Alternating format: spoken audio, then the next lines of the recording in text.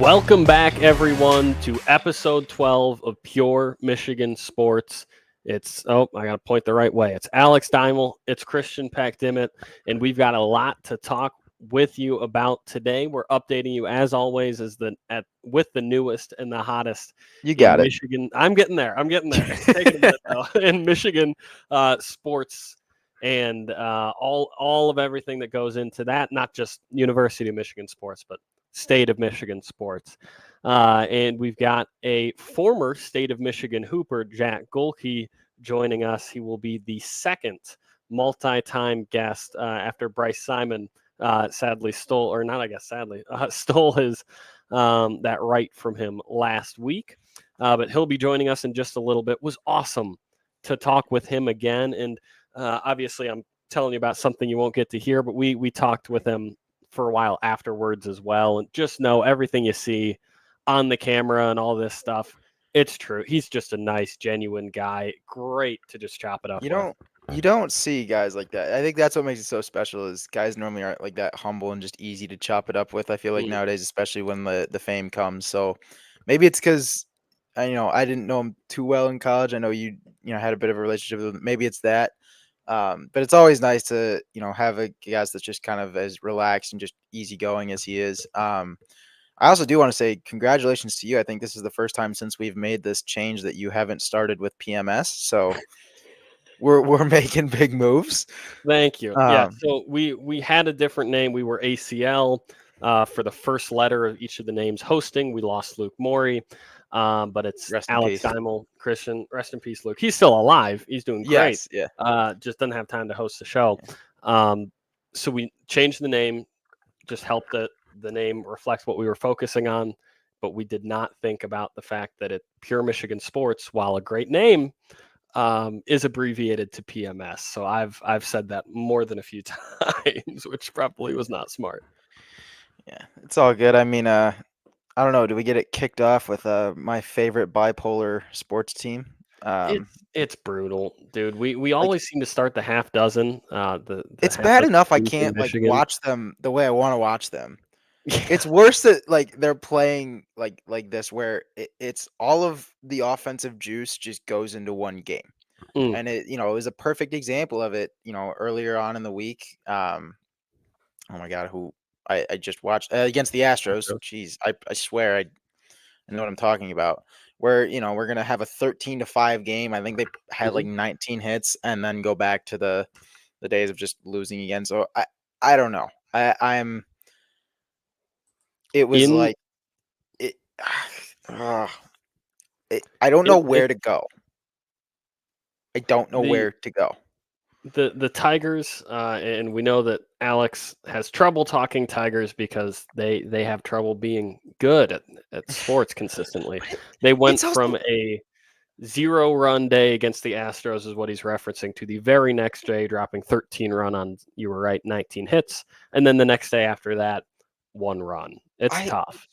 I struggle with it though because you can come at it from a couple different angles where someone can look at me and say you're an ungrateful dickhead. Like if you're a White Sox fan, you can say like, wow, you're a piece of shit. Like Yep. we're where we are and you guys are close to 500. Like you can go with it that angle. You can also go with it the angle of we haven't been good in 10 years. So I don't want 500. I want a winning record, damn it. And we've talked about this, I think, before. Yeah. It's almost harder when you have teams stuck in purgatory. Literally. Where they're not really good and they can maybe squeeze into the playoff, but they won't win any games. But they're not bad enough that they go and grab a legitimate pick to get them better. Speaking of picks, they finally did what they've needed to do for a while. Spencer Torkelson was DFA'd. Have we talked about it? Because I know we kind of had a week where we've had a week between. I don't know if we talked about it on our last episode. Yeah, because it was after Chris. But this is what I will say, and I if you are a Tigers fan and you disagree with this, like comment because I feel like I'm just saying the stereotypical thing that all fans have been saying about it. It cannot be the eye test. If he's going to get called back up, the numbers have to be there. And it has to be consistent. It can't just be like a week or two where, he's found his swing again. No. He needs to be down there. He needs to go through that process. and it needs to be consistent where he is just racking up the numbers and is a proven overmatched commodity, or undermatched, I guess, rather would be the word, in AAA. Like I really like, keep him down there. He clearly can do it. He had 30 plus last year. It's not like he's a complete and utter bust yet. He was drafted 4 years ago. I'm Mm. sure there are guys that were drafted that I'm probably not thinking of that haven't even made it up to the big leagues yet. So I got a I just question for you. give it time. Got a Go question for it. for you because you've talked about him before, rightly so. How are we feeling about Malloy? Because it's 11 games in now for Justin Henry Malloy, batting 188, been very hot and cold if there are hots to speak of, but he's got 5 ribbies in there too on 6 hits. How are we feeling about him? I think it's another one of those where, God, he's only played what, like 11 games. 11 games. I think he will be a bit of a testament to, are they doing this whole development thing right? Because he was down there for a while. Obviously, the Tigers didn't Hmm. draft him. I think he was in the trade. He's either in the trade for Joe Jimenez or Shane. I think it was the Joe Jimenez trade or something along those lines. Anyways, DHs normally aren't always there for average. He's definitely more of a power guy. Not expecting the average to be there much. Obviously, he's got the 2 homers in 11 games, which isn't terrible. 5 ribbies in 11 games isn't terrible either. Um, I wasn't expecting, like, he wasn't a 1-1 pick. So I Mm. don't expect him to come up and start immediately hitting 300. I'm satisfied with what I've seen. Okay. Um, Obviously, I feel like it'd be weird to say don't think it can get, like, you always wanted to get better. Um, but it's been okay. Obviously, you never want to see a 188, but in 33 at bats and 2 homers, 5 RBIs, at least, like, if he's somewhat contributing and if he's at least, like, I'm not going to expect as much out of him as I will, honestly, at this rate, like a Mark Canna or a Colt Keith, Mm. who both have, again, been that hot and cold. It's that bipolar Tigers thing that, Yeah. you seem to see everywhere, because this is the most hot and cold team in sports history right now. Like, I don't know if about someone that, can think of but another one, please let me know. my golf game is probably as hot and cold Uh, as these Do Tigers. we do we You want meant to talk a little bit? Do we want to talk about it now or later? Like the we can back and talk about it a forth. little bit later, but Yeah. my goodness, did the US Open come down to an awesome finish. Tune in a little bit later. It'll be right after the Jack interview that we talk about that. But Bryson grabbing his second US Open chip. You mentioned power being key for Malloy. 406 is the slugging right now. Tigers are still petering around that 500 number. And I know that you know that I love it, so I have to just mention -3 in the run differential right now, sitting 11 games back from the central lead. More importantly, though, 5.5 games back from the Twins and Royals, who are sticking it up there at second. I'm not at this rate. It'd be stupid of me to expect a division win. I don't. It is honestly weird to me that we're that close in the wild card. I think we're Yeah, five and a that's half back of the wild card. mhm. That number with how we've been playing doesn't seem very right to me. And I guess it's because the AL is either, I don't know that there are a lot of mid teams. I guess you could call, like, the Red Sox and the Blue Jays, with where they're playing, I guess, pretty mid baseball teams. But the AL is very either, you're all the way up here, you're all the way down there, and there's really not a lot of in between. But who knows? It was kind of tough to see School have his first kind of, I guess, shaky start. Wasn't exactly great. I don't know. I forget exactly what the stats were on that, or what his stat line was that night, but I believe it was it his second loss? I I want to think it say. was his second loss. Yes, So, I'm double checking I now. mean, it was bound to happen. I still think if he's up there for the Cy Young. If he doesn't win it, I will be shocked. This is his second loss. Yeah. Yeah. So, I mean, when was the last time a pitcher had an undefeated season, for one?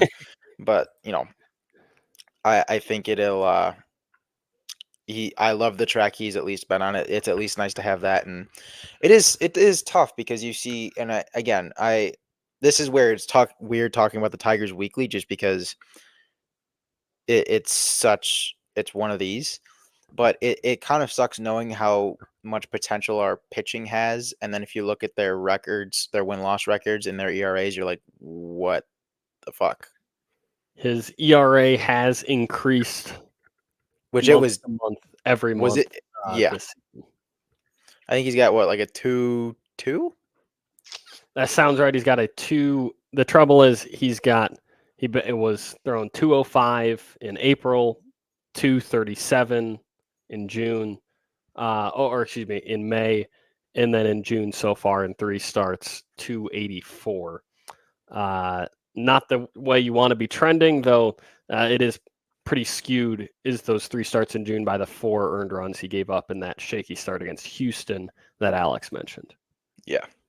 So again, it's, we'll make it the theme of the episode if there's really a change with the Tigers, or if they catch that hot streak. But it's same old, unfortunately.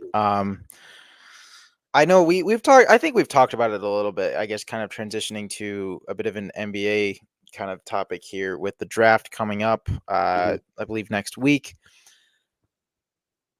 When was the last time a draft like this was so shitty? It's been a while. So the draft is a week from today when this releases. We're filming Tuesday night, coming out Wednesday. It's an ugly draft. It just is. And that almost puts more question marks on what the Pistons will do than anything. On the one hand, you like to think that really good scouts can, sort through shit and say we found a diamond in the rough, and a lot of times it's drafts like these that in the middling teens, which the Pistons are not in, they're drafting number 5. The teams in the middling teens can kind of say we have our guy, we've locked him in, we'll do whatever we can to get him. But I think this sort of starts when you talk about who the Pistons are going to take a larger conversation. It opens up the fact that this organization is at a crossroads right now, because guess who we need to sign to an extension pretty soon here is Cade Cunningham. And the trouble is that in the modern day, when you have a very good player on a shitty team, the second he gets drafted, the clock starts ticking down. And the longer you stay shitty and the better he gets, the more trouble you as an organization are in. Rather, I should say, the more pressure it puts on that organization. Because what the Pistons now have to do is either just sign him to that extension, which is really Cade's prerogative. But more than that, they need to prove that they're worthy of having him sign that extension. What does that mean? That means that they're on this new front office headed by Trajan Langdon and a question mark at GM, which is tough having a question mark at GM a week out of the draft. It puts pressure on a fledgling new front office to now sort of maybe want to compete sooner than they feel that this roster can. Again, that brings you to a crossroads. Do you say, fuck it, trade Cade, sign and trade, do something, really go full rebuild? Or option 2, keep him, hope, pray that he'll sign your extension? Or 3, do something about it. And that do something about it involves signing 2-way players that can have legitimate impact right now. The problem with that is you've got a lot of cap space, but you're not exactly looking at the big dogs, the Paul Georges, to go grab in trades or people like that, because they're not going to come here. They're not going to compete for you, and their timeline doesn't make sense. So people that not only can get you to compete quicker, can have an instant impact, can play 2 ways, but also are relatively young enough to fit your timeline, to fit in with the rest of the young players and not compete now, but help to get better as the franchise gets better. They got to be young enough for that, but they also have to be old enough to provide this team with what it desperately needs, which is veteran presences around your young pieces. All of this to say there's a question mark that the Pistons will even use the 5th pick. There's a very good chance that it gets traded either back or completely out of the first round, because on a team with this much young, unproven talent, there are a lot of insiders and analysts who are leaning towards the idea that another unproven 19-year-old is not what this team needs right now. Yeah. So not only is that a crossroads of what you do with whether to use the pick or not, but then it's a crossroads if you are going to use it of who to take, because by all accounts, you maybe look at a Matas Buzelis, who is great, NBA Ignite G League guy that sort of in the last year um, of this G League thing that they're doing, and he needs to improve as a shooter, but he's a good rim protector, solid athlete, skilled dude, can defend multiple positions. Maybe a Stephon Castle if he falls to them at 5. The UConn product tested great at the combine. Really, really solid perimeter defender. Maybe the best perimeter defender, I think, in this draft, but an inconsistent jumper. Or do you maybe roll the dice a little bit more and say, we're going to reach back for a guy like Dalton Connect? Tennessee product. He's a little bit older, but maybe that's what you're looking for. A guy who can come in, snap his fingers, hit the ground running because he's more proven. He's much more solid because, he's older. He's been in the game for a lot longer, and he has more defined offensive skills. He's an absolute flamethrower with the Pistons, which the Pistons need. And I think he can more likely give you instant impact. So I've got a feeling about taking Connect, but I don't know if that's the way the Pistons want to go. Now, if you're going the route of you got they haven't proved it, and Cade's got to go, is that? And obviously, it would depend on what they can get back for him. But I mean, they're looking at a, couple what is the figure they're looking at for an extension for him right now? Max, basically. So are you if they trade him and they get a couple of those two-way guys, maybe like a handful of picks or something along those lines, is there really anything you can think of that would be worth trading him for within my gut being says he's reasonable? not. My gut says you're exactly right, is that there's no reasonable situation where he gets traded. I think when you're a team as crappy as the Pistons that has a player as good as Cade, you absolutely put the ball in his court. You do your best to get him an opportunity to compete. But if he resigns, you just want to roll the dice that he will resign with you. I don't think it's worth trading him away against the possibility that he doesn't want to play for you anymore. I think you give it all the way up until that moment that he says, I'm out, until you give yourself that much time to allow you to compete. I know I gave that as an option. I think that's probably the least likely on the board. My fear more is that the Pistons are a little bit more complacent in just letting Cade get to the point where he asks out or just simply signs somewhere else. Yeah. And it's a how long can you go until enough is enough and you've got to figure something out. I don't know. It's part of me also feels like with a new, and the Tigers kind of went through this too, with a new GM comes a new strategy and an obvious need for a new game plan. So it could be that, he's coming in because he sees Cade as the centerpiece around what he wants to build a team around right now. Could be completely the opposite. And he's like, fuck this. I want to start from scratch. So I guess we'll know maybe by next week. That's a great point, is that I framed it a couple times as a crossroads. It's more, as Pistons fans, you sort of sit back, watch what happens, and especially through the draft and the single off season, because I know it's pressure on his first off season, but you can sort of figure out his direction, what he wants to do with this team in Langdon in the next 2 months. You were going to figure out as Pistons fans very quickly. Yeah, absolutely. And I mean, not the only draft coming up. The Wings are coming up soon, and I guess what I will say is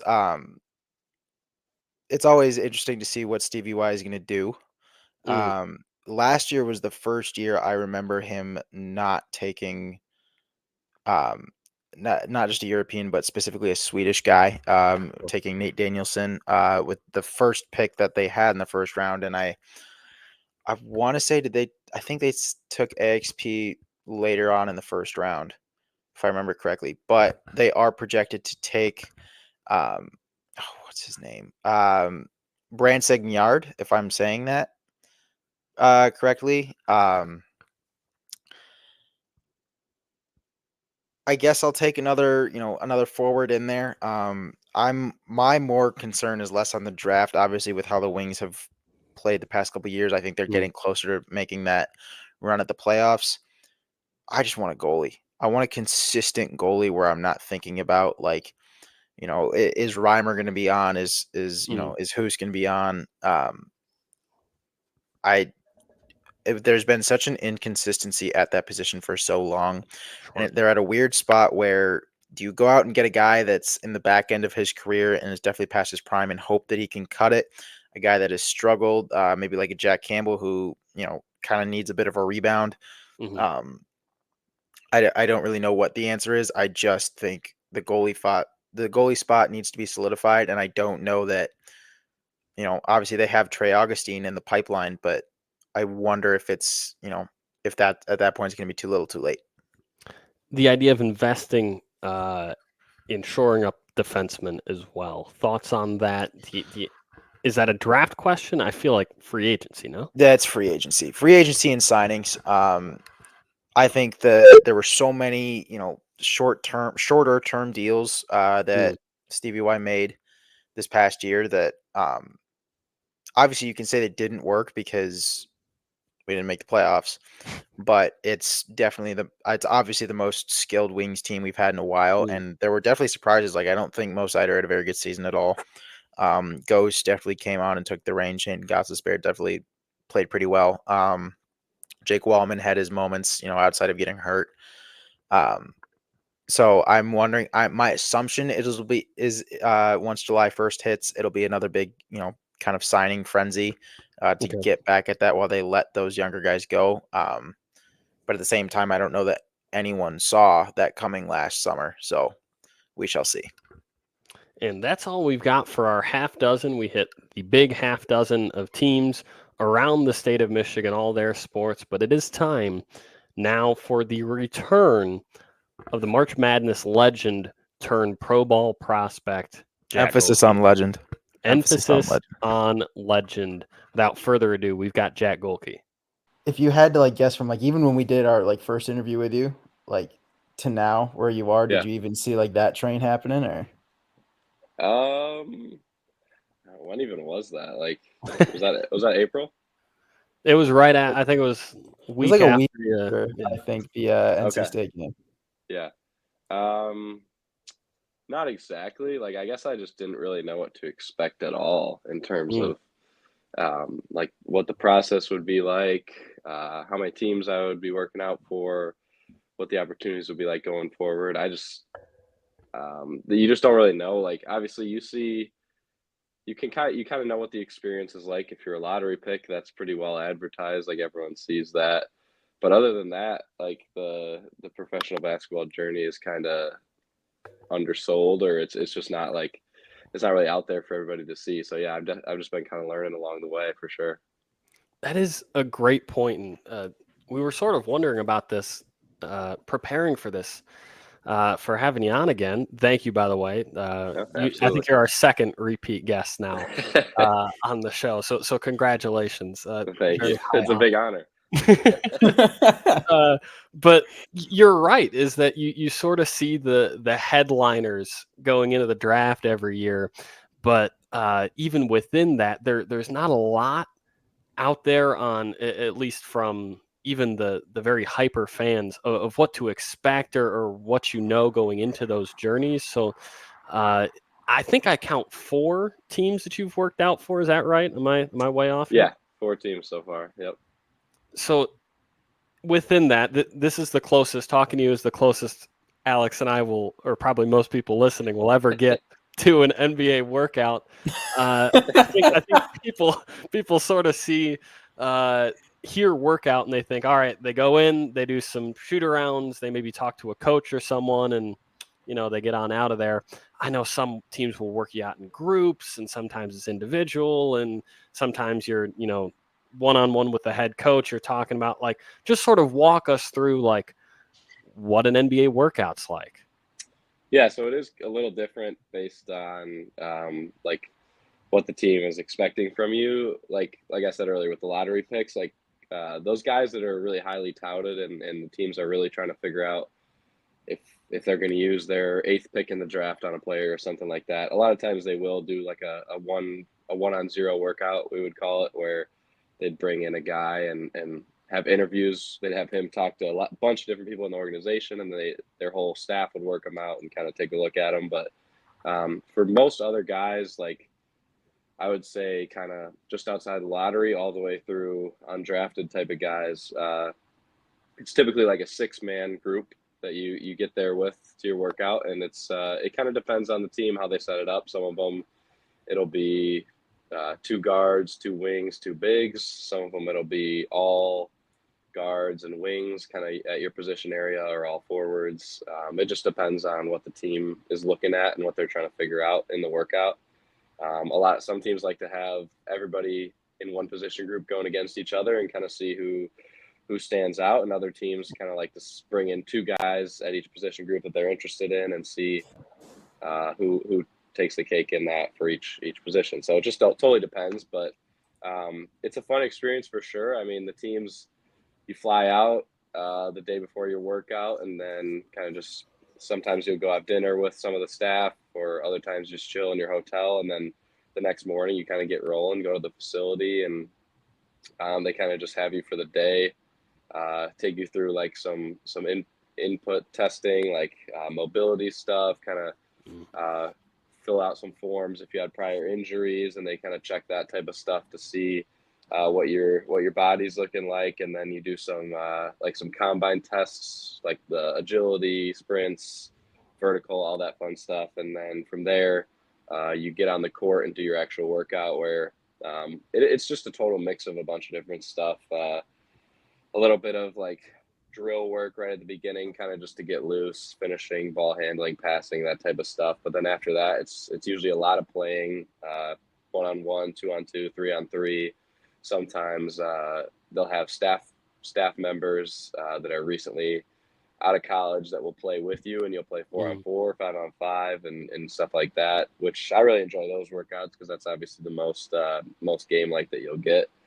And then a lot of times you finish with each team kind of has their own 100 shot thing that you usually finish with. So for example, I was just in OKC, and they had the Thunder 100, where you basically just do some spot shots, some moving shots, some off the dribble shots, things like that. And then it adds up to 100. They track your total makes and kind of just use that as another tool to evaluate you as a shooter. And different guys will have different movements or different patterns based on their position in those shooting drills. But overall, man, it's a lot of fun. You get to meet a bunch of cool people. Afterwards, you typically interview with some of the scouts, or maybe some of the G League managers, some of the regular team managers, or general manager, things like that. It just all depends on what they think of you, how interested they are in you, and stuff like that. So definitely a lot of cool stuff going on though, and just even to be like in these facilities and see some of the NBA guys there as well working out is a lot of fun. Yeah, if history is any indication, I'm assuming shooting was definitely your worst one. Yeah, definitely gotta pick those scores up. No, It but doesn't seem like a lot, no? yeah, that was my next comment. Holy shit. Yeah, they really pack it in, like in pretty much 8 a.m. until maybe 1 or 2 p.m. Like you're constantly busy, and some of them start the workout, like the actual on-court workout, towards the end, and by then you're like, oh, I'm kind of tired from just being here and doing stuff already all day. So it kind of just depends on the order. So you've called yourself a land animal before. I gotta know what's that vert testing like? My vert is right around 34 inches right now. So. Oh, there you go. So definitely not. It's not horrible, but I mean, for NBA status, it's not very good. So by my count, you've got Indiana, OKC, Utah, Memphis.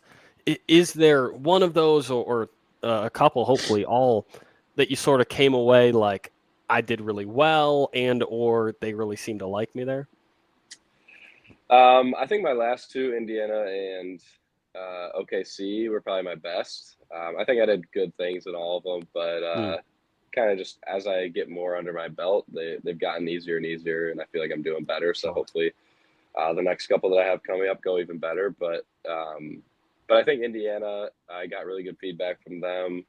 They really like how I play and think I kind of fit their style of that up tempo and stuff like that. So that would be a cool spot to be, whatever happens. But OKC also got some good feedback from them, and Utah and Memphis definitely got decent feedback as well. But like I said, I think I played better at the last two stops. So kind of just moving forward and trying to make the most of each opportunity as they come. But really until like early July, won't really know what any of it means, because obviously they can blow smoke whenever they want, or whatever the case may be. You never know.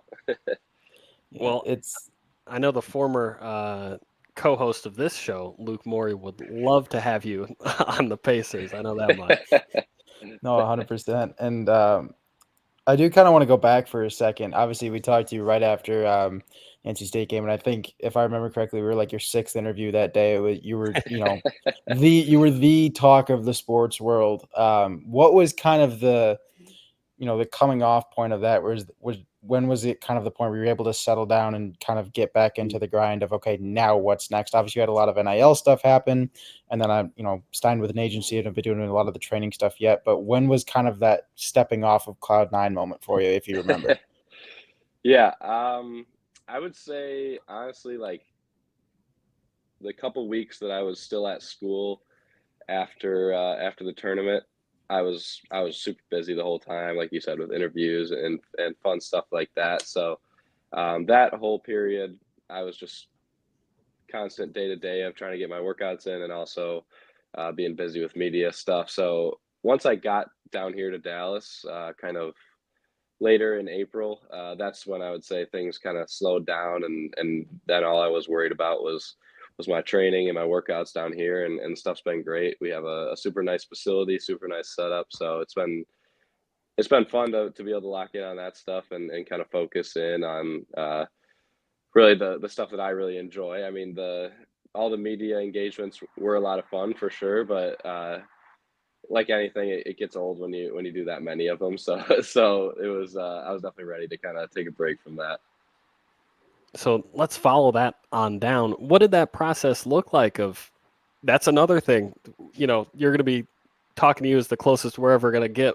What does that look like, talking to an agent, getting one, moving out there? When did you sort of decide moving down to Dallas and Yeah, all that? yeah. So I knew all throughout the season that I was going to try to play pro afterwards. That had always been my goal. And I just had no idea where it would take me. And luckily, I obviously had a good postseason and a really good stretch at the end of the year. So I definitely got a lot more opportunities of agents hitting me up and stuff like that. But I had talked to a couple different agents throughout the season, and the guy that I signed with, I had talked to him throughout the season as well, and he was close with one of my assistant coaches at Oakland.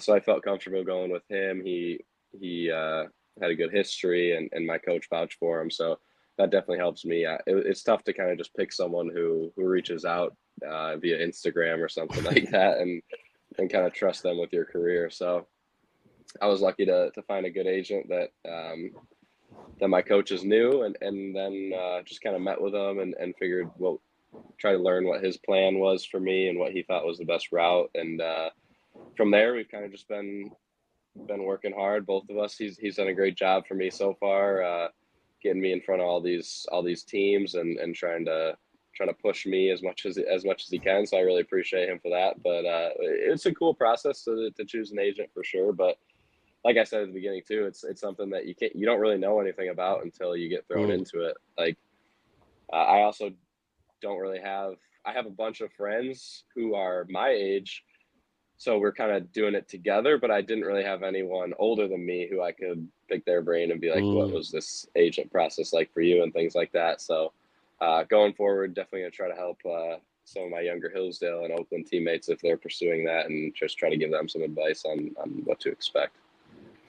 You talked about it being surreal or sort of not knowing how this process works.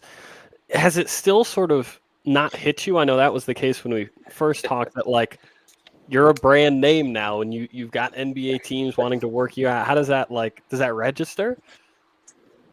Yeah, it's kind of like, I don't know. It is weird because I feel like, I told someone not too long ago, if you would have told me 15 months ago or whatever it was when I when I was finishing my senior season at Hillsdale that I was going to be working out for NBA teams the next summer, I would have laughed at you. I would have been like, that's ridiculous. Like I'm just trying to get to the Division I level and see what happens there. But it's been a blast. Like it's been really cool. But at the same time, I'm trying not to think not too much about it from that perspective, because just for me as an athlete, like that competitive part of it is so big. So I feel like the more I think about like, oh, am I really working out for NBA teams? The more I'm going to start to kind of question it and be like, oh, wow, this really is a big deal. So for now, I'm just trying to make it seem as normal as possible. You know what I mean? And just try to take it like a business approach.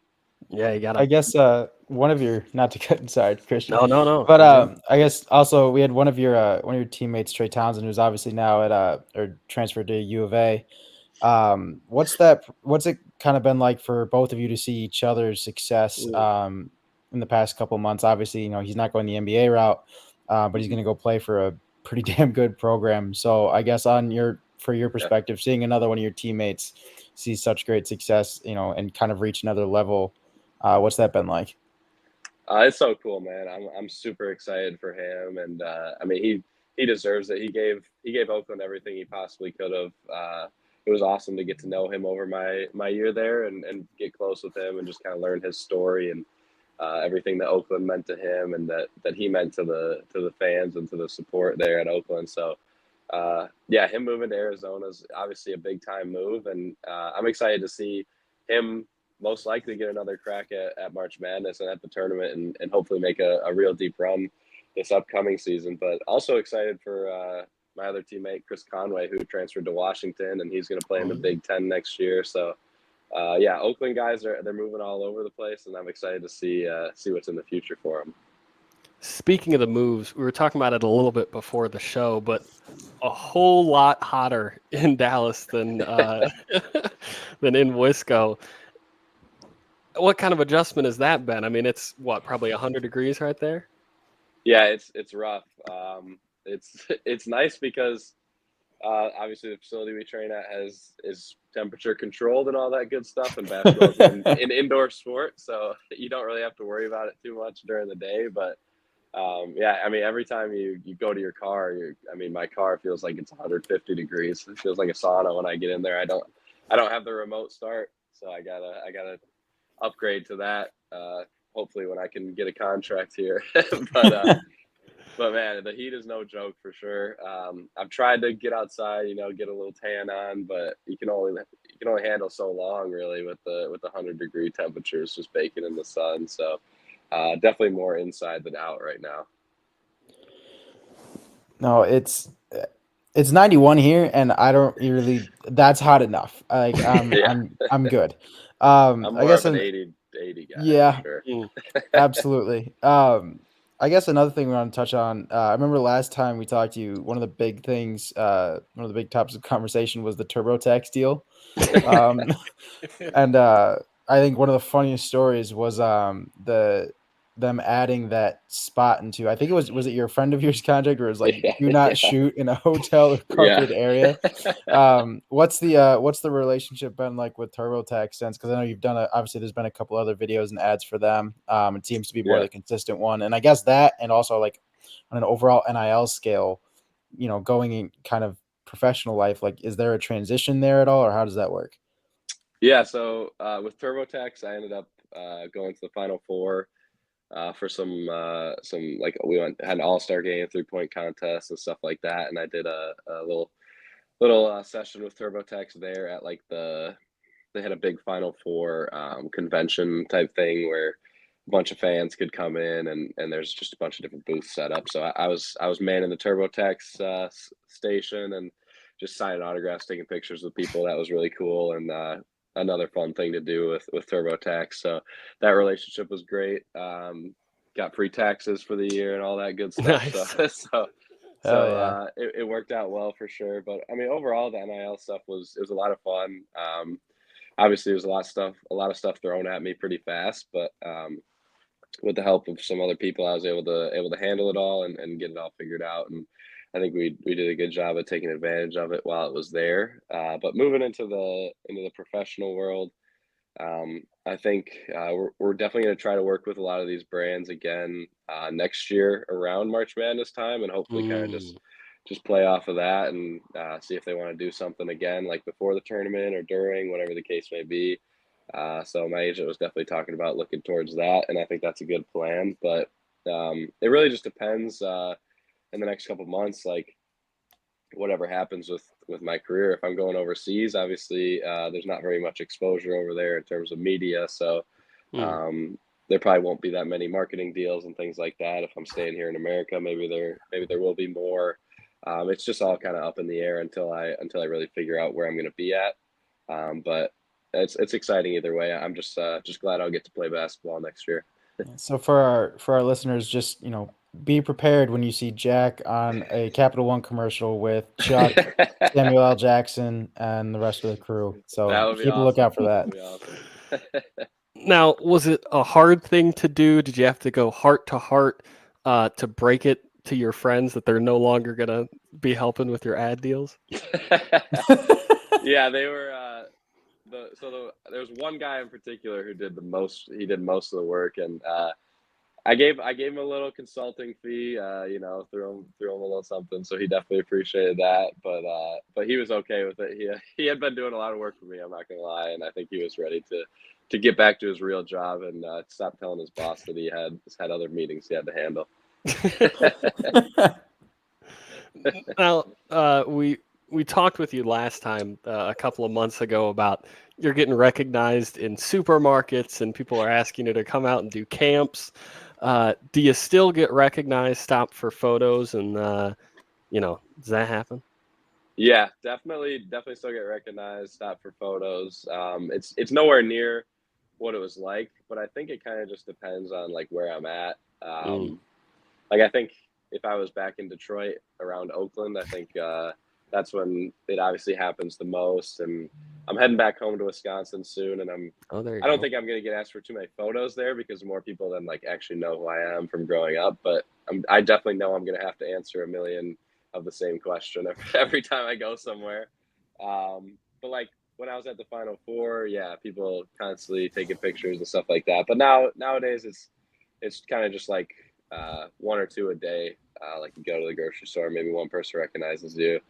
Go to some sporting event, a couple people recognize you, but it's nowhere near what it was like before, where I felt like I couldn't even go outside. But it's definitely still crazy. Like now it's dialed back to where I don't really expect to get recognized, and then when I do, I'm kind of reminded like, oh yeah, I guess people do know who I am, even though that's still a little weird to me. Now, shifting a little bit, this will come out tomorrow, so we'll have the result of Game 5 already. Rumor has it you've sort of renounced your Celtics fandom, but a little bit deep down, kind of happy they're up 3-1 right now? I definitely want them to win for sure. But I had to, yeah, you're right. I had to renounce my fandom going through this process. Like I said, I got to approach it like a business. So I was like, I can't be fangirling over the Celtics every day if I'm going to be going to work out for other teams.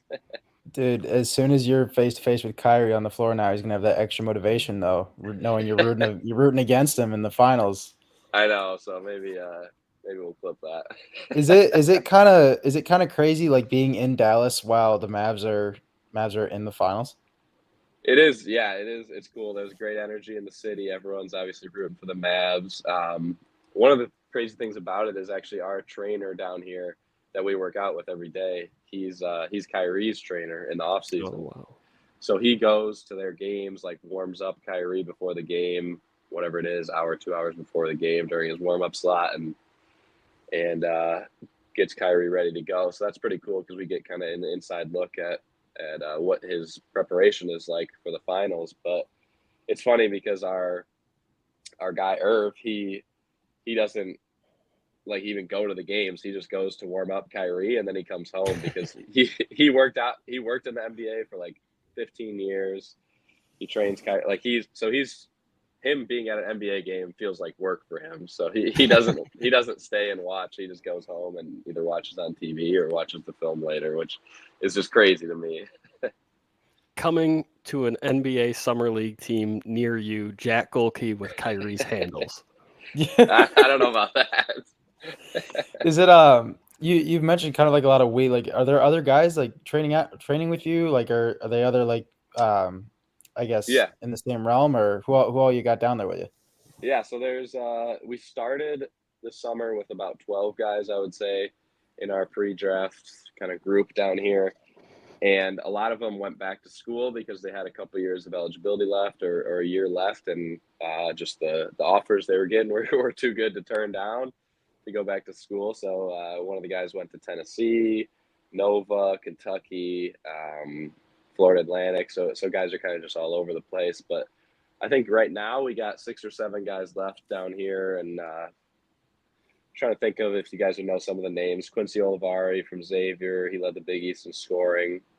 David Jones from Memphis. He had a really good season.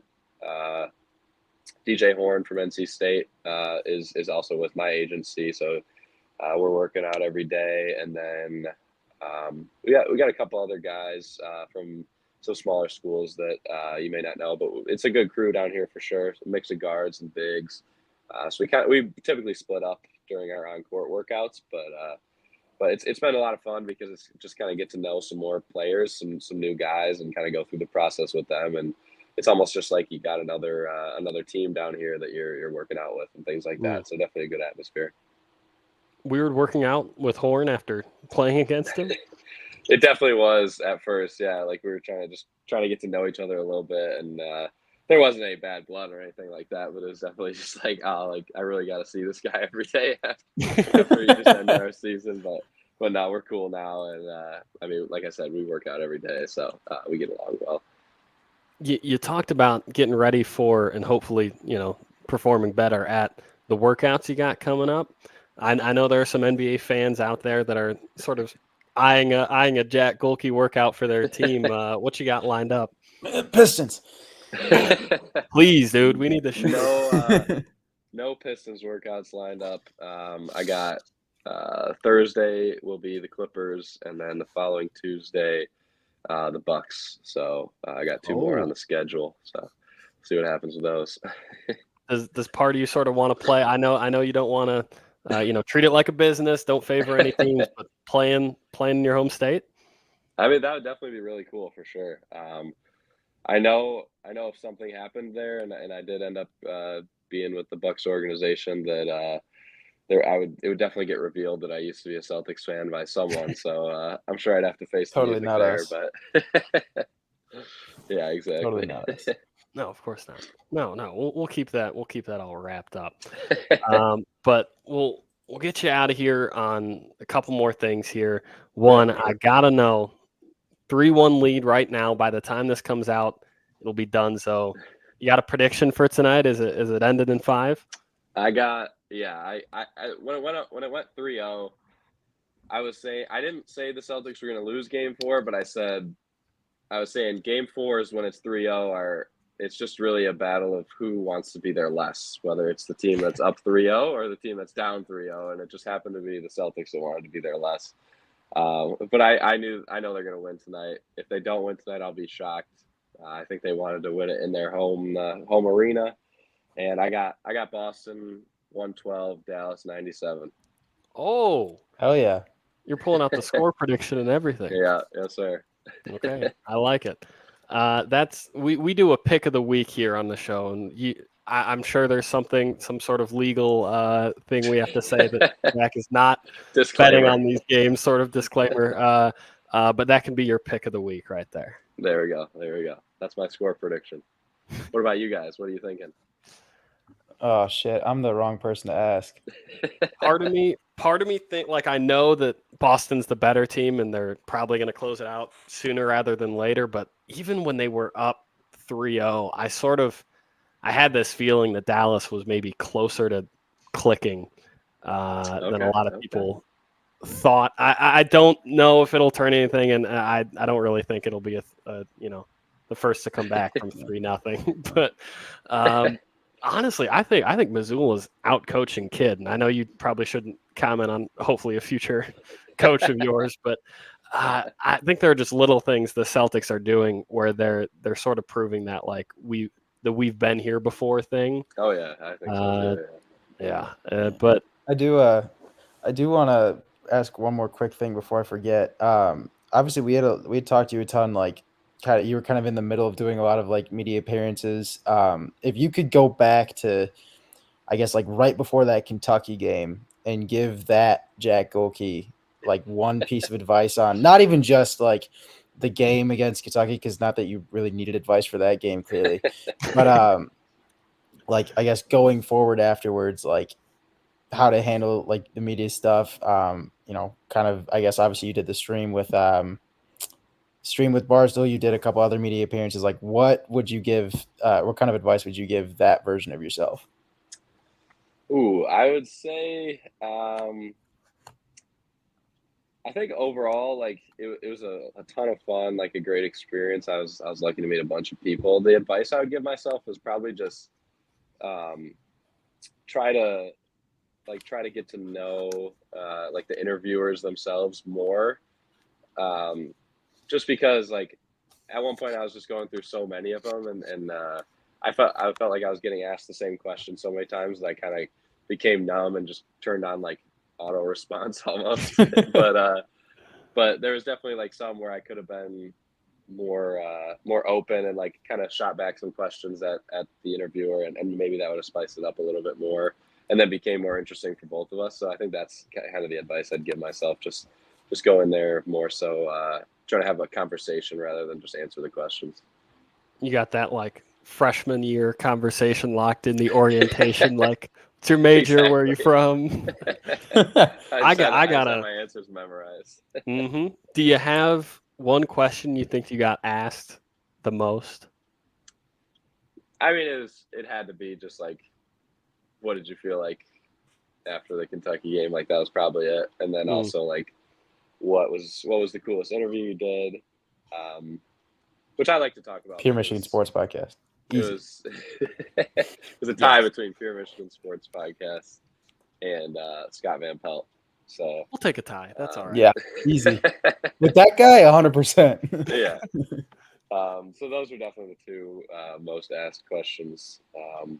A lot of people would ask me like, were you going to play, like, did you want to play professional basketball before this? And that question like bothered me because I was, I mean, these people like had no idea who I am, so I don't blame them at all. But I was just like, yeah, I always wanted to. Like, it's one game. Like if one game changed like what I thought I was going to do for the next 10 years of my life, I feel like that'd be kind of an issue. But people see the hairline, they see the accounting major. They're damn, like, all right. Damn, how did I know we were gonna get a hairline joke in there? Hey, I mean, it's warranted. My bad. I feel like we made it a half hour in.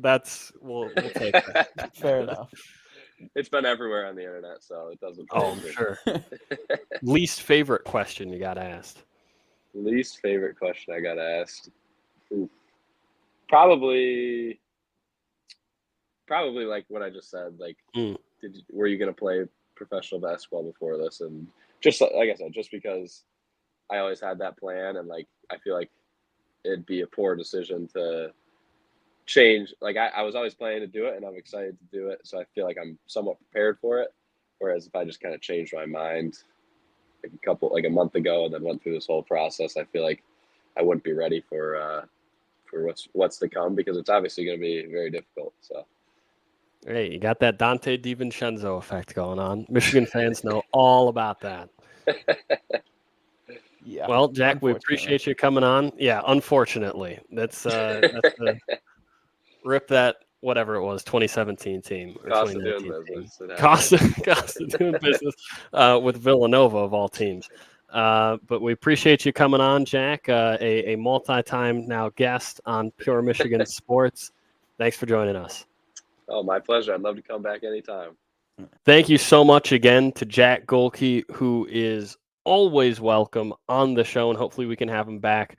I only realized this or thought of this after we let him go, but we got to just have him on for like a full show where we're just shooting the shit, just talking about whatever. He's not a guest. We're not peppering him with questions, annoying the hell out of him. Just letting him talk, because if you guys couldn't tell by just hearing him talk the last half hour or so, he's just a great guy to chop it up with. And I know we glaze him a lot. I know we kind of, we definitely throw a lot of love at his direction.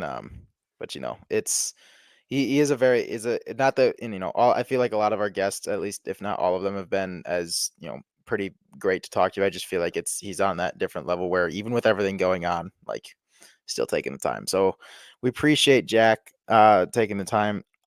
We haven't really done much golf talk. No, on we this haven't. podcast, and I guess Which it's is because wild, it's not. we both are. We're pretty big golf golf guys. sick I mean, fans, yeah. I wouldn't say either of us are insane at golf or have been in golf for very whoa. long. I'm terrible at golf. Are you kidding But me? it's become, I think, and correct me if I'm wrong, I think honestly since COVID, maybe it's either since COVID or it's just growing up and like maturity makes you get into golf. It's got to be one of those two. It hadn't helped me with golf, but it's definitely made me get into it.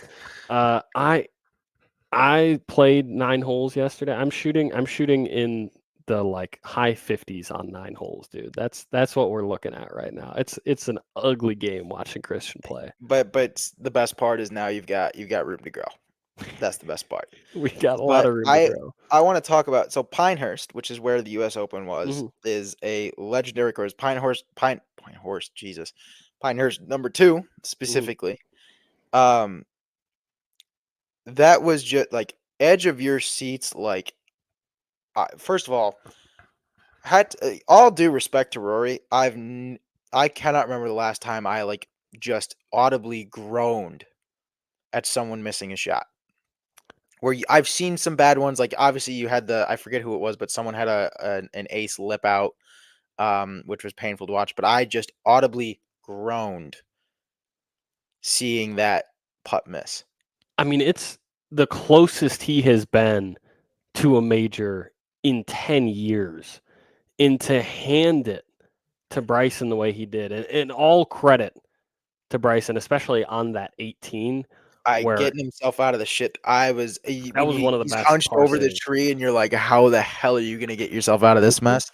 And he just had the energy all day. And even the announcers who, I saw a lot of, tweets or whatever you call them with X now saying like, oh, this broadcast sucks. And, I may or may not have agreed with those, that's neither here nor there. But they talked a lot about Bryson bringing the energy. And I think that's something that, it may not be necessarily the etiquette of golf. I loved it. Seeing him like getting psyched up after a putt on like hole like 6 or 7, take that energy and shove it down everyone's throats. Like I love it.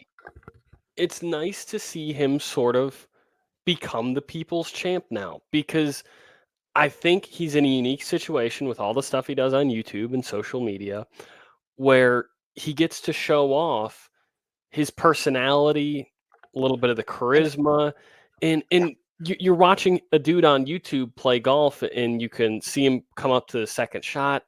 I got this tree in the way, hands in front of the ball, going to try and flight this low. Like, you get to see and hear his process, and he's truly he's the people's golfer. He's he's your average sportsman. You can kind of, I don't want to say relate to him, because who the fuck can relate to like a PGA Tour player nowadays?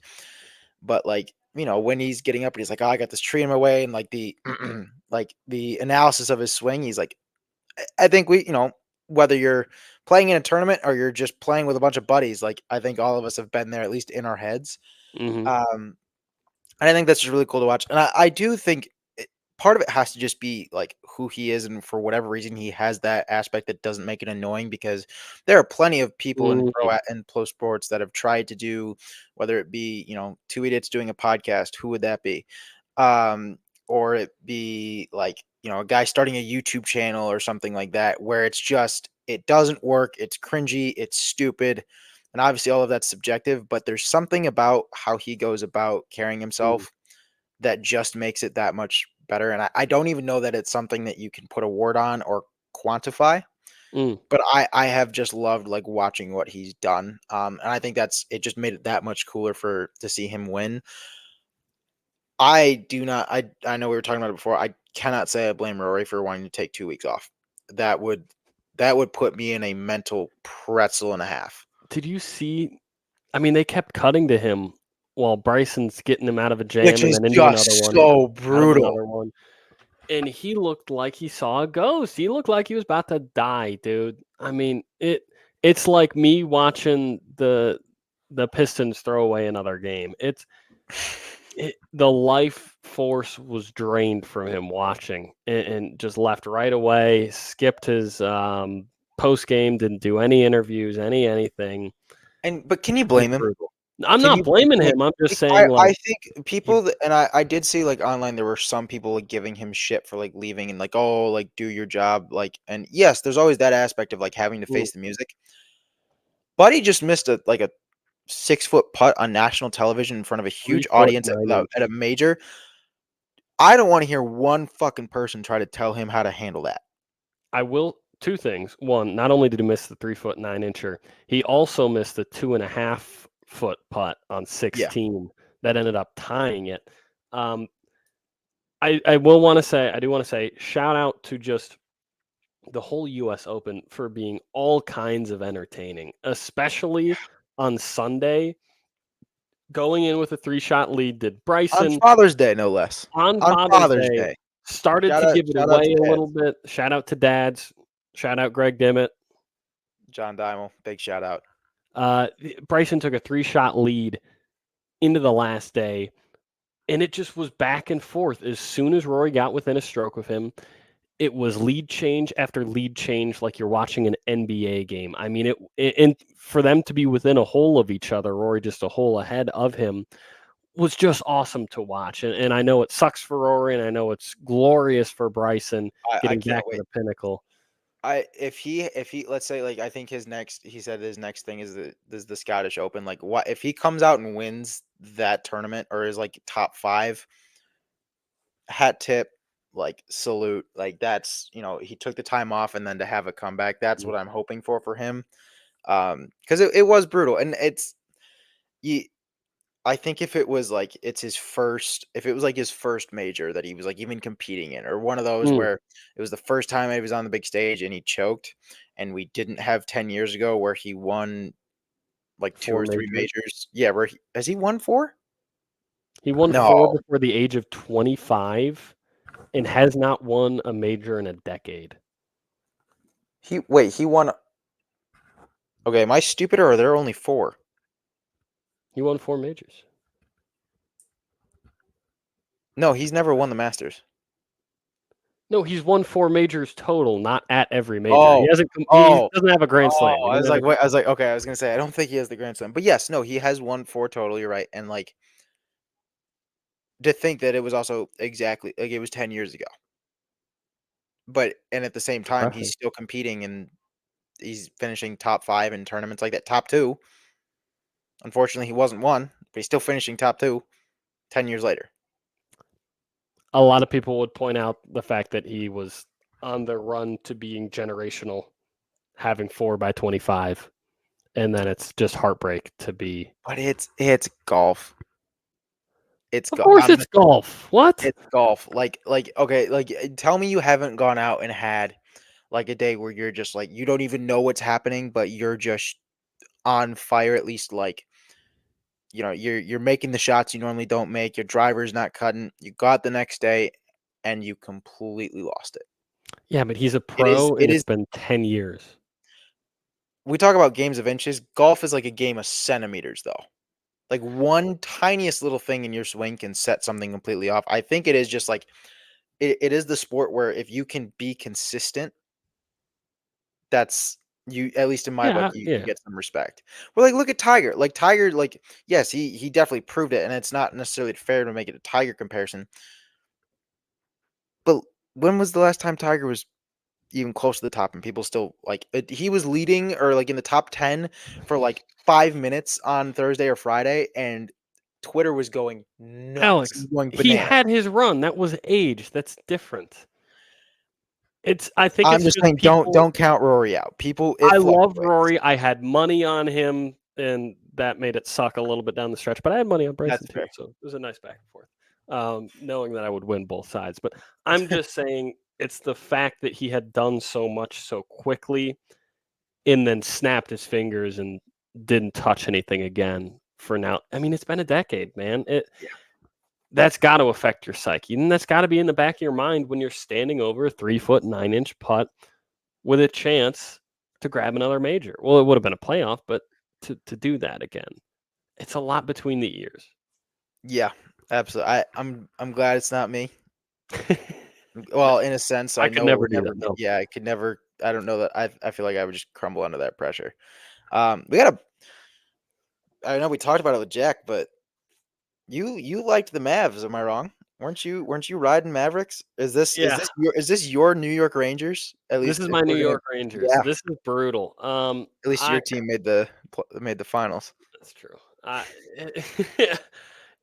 I think Porzingis just gives them such this new level where he's so hard for them to guard because he brings their whole defense for the Mavs is funnel, and they're a great defense. Funnel towards the shot blockers because Gafford and Lively have been amazing. And it's not that simple. No NBA level defense ever is, but that's a lot of it. And to have your shot blocker all the way out guarding Porzingis takes such pressure onto your defense that then you have to switch him, have your shot blocker guard someone else because it's only Gafford or Lively in the game at one time. So they have to go guard somewhere else. And somewhere else is nowhere else because the Celtics have such an incredible up and down lineup. Who else are you going to put him on? Derek White, he'll cook Lively or Gafford. Jason Tatum, same thing. Jaylen Brown, same thing. Drew Holiday, same thing. There's no weakness in the Celtics lineup. That's the issue number one. Issue number two is now not only is your shot blocker either not in the game at all because you had to take him out, or guarding a guy that can cook him, but then you've got a guy like PJ Washington, who's an awesome defender in and of himself, guarding Porzingis, who's got like 6 inches on him and he can just shoot over the top. It provides a ton of matchup problems for you, and you can't talk about the series without talking about the play of Drew Holiday and Derek White, who are the best defensive backcourt in the NBA right now. They've proven that. They've been incredible switching up and down this Mavs lineup, which is just has two of the guys that are the most notoriously difficult to guard and consistently stay in front of in basketball. Especially in this playoff run, Luka and Kyrie have leveled up not only as scorers, but as distributors. And you can count on one hand the number of dudes that can consistently stay in front of Kyrie. And apparently two of them are on the same team. That's wild.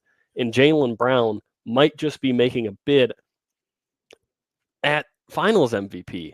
And I think that in and of itself is the problem with the Celtics, is that I just named 4 different players without getting to their best player, Jason Tatum, and each one of them, I hate him. Each one of them, I don't hate him. I don't think you should probably hate someone you've never talked to in your life, but I just named 4 guys without naming the Celtics' best player. I named 4 guys who are each giving this team a championship level effort and a wrinkle in their team that makes them ridiculously difficult to beat.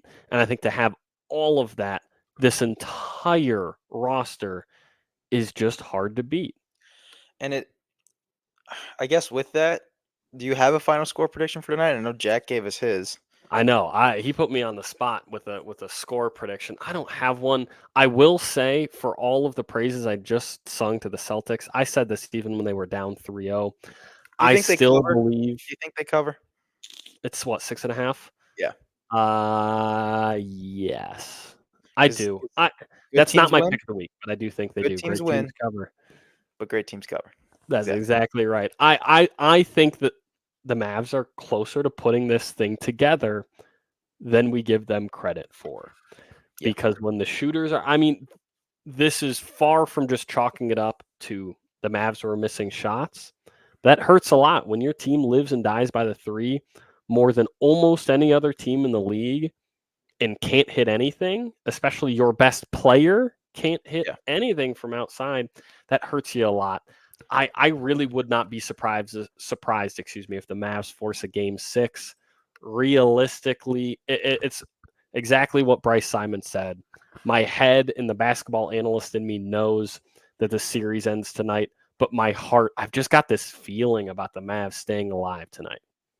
Yeah. And I guess you could kind of say the same for me and the Oilers, who I had hoped to win this series, which was a little bit of background for this one. Obviously, they went down 3-0.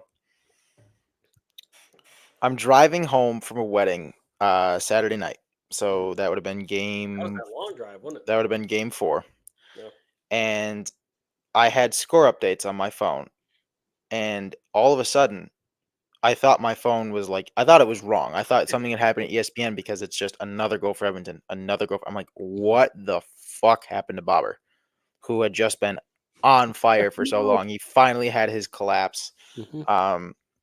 Which, I mean, it's suffice to say, he's playing against some very talented offensemen in that Edmonton roster. There's a reason they've made it as far as they did. Connor McDavid, easily the best player in hockey right now.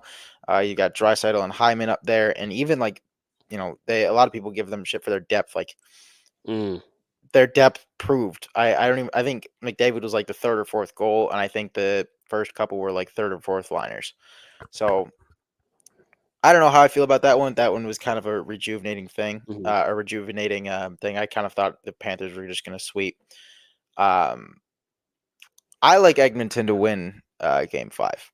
Really? I think that series goes a little bit deeper. I don't know about 6 or 7. I got to watch a little more. I guess you'll kind of tell I feel like it's one of those things you'll tell by the tone of Game 5. But Well, if they win tonight, it has to be a 6.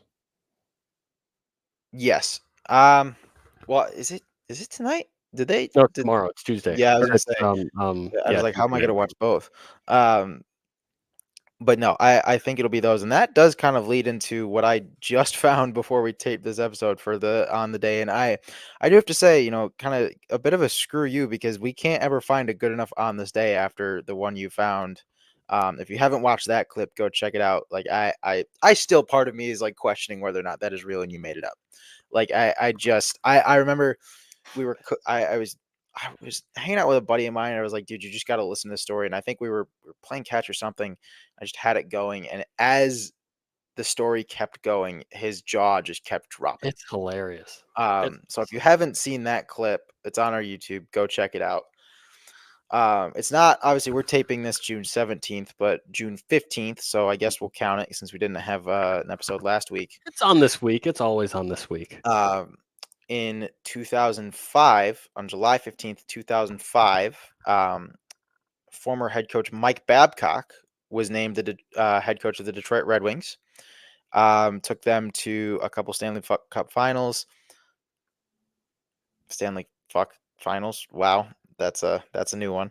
Obviously, I think he only won one of them, but I think he made it to 2. And then his heads. I don't know how much you know about him, Christian, but has seen quite the demise to his to his career. Do you know? So again, I'm going to read all of this because it's easier for me to just read it on Wikipedia than to try to list it all for myself. But on July 1st, 2023, Babcock was named the head coach of the Columbus Blue Jackets, which is his first job in the NHL since 2019. The Spit and Chicklets podcast, which is probably the biggest hockey podcast in the world. started, kind of coming out and dropping hints of Babcock kind of being a piece of shit from what I remember. Then they came out with the allegations that Babcock had ordered players to show him their cell phone photos as a part of a character building exercise. In response to the reports, the NHL and NHLPA both opened investigations into Babcock's behavior. They didn't find anything initially, and then however, as the investigations progressed, it was learned that several players, including younger members of the roster, were uncomfortable with Babcock's behavior, in which he parted ways.